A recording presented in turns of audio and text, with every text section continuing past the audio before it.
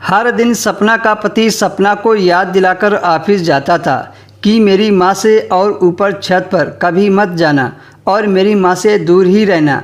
सपना के दिल में तरह तरह के सवाल उठते थे, पर वह यह सोचकर चुप हो जाती थी कि अभी मेरी नई नई शादी हुई है, यह ना हो कि उसके पति को सवाल जवाब अच्छा ना लगे।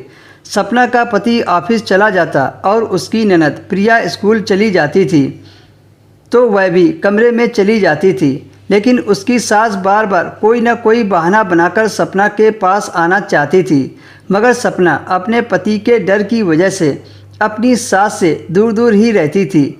2 बजे के करीब उसकी ननद स्कूल से वापस आ जाती थी और कपड़े चेंज किए बिना ही छत पर चली जाती थी।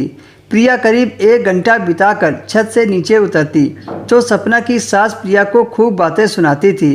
पहले तो सपना को लगता था कि मेरी सास प्रिया के साथ इसलिए झगड़ती थी क्योंकि स्कूल से वापस आने के बाद बैग खोलकर भी नहीं देखती थी, लेकिन अब सपना को इस घर में आए हुए काफ़ी दिन हो गए थे। अब उसे ऐसा लगने लगा था कि उसकी सास प्रिया को छत पर जाने से रोकती है, पर वह अपनी माँ की बातों को नहीं मानती थी। फिर जब शाम को सपना का पति घर आता तो वह सीधा प्रिया के कमरे में चला जाता था। ना जाने दोनों भाई बहन घंटों कमरे में क्या करते रहते थे। फिर वह प्रिया के कमरे से निकलकर सीधा छत पर चले गए और वहाँ भी कई घंटों तक बैठे रहते थे। सपना कमरे में बैठकर यही सब देखती रहती थी। फिर जब सपना का पति दिलीप कमरे में आता तो वह अपने पति से कहती कि आप मुझे अपनी माँ से बात क्यों नहीं करने देते और ना ही तुम खुद मुझे समय देते हो।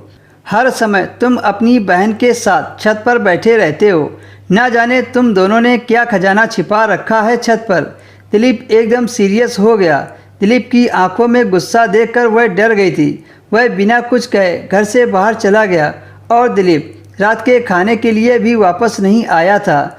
तो सपना अपने दिल में अपने आप को कोस रही थी कि ना जाने मैंने ऐसा क्या कह दिया कि वह इतना नाराज़ हो गए।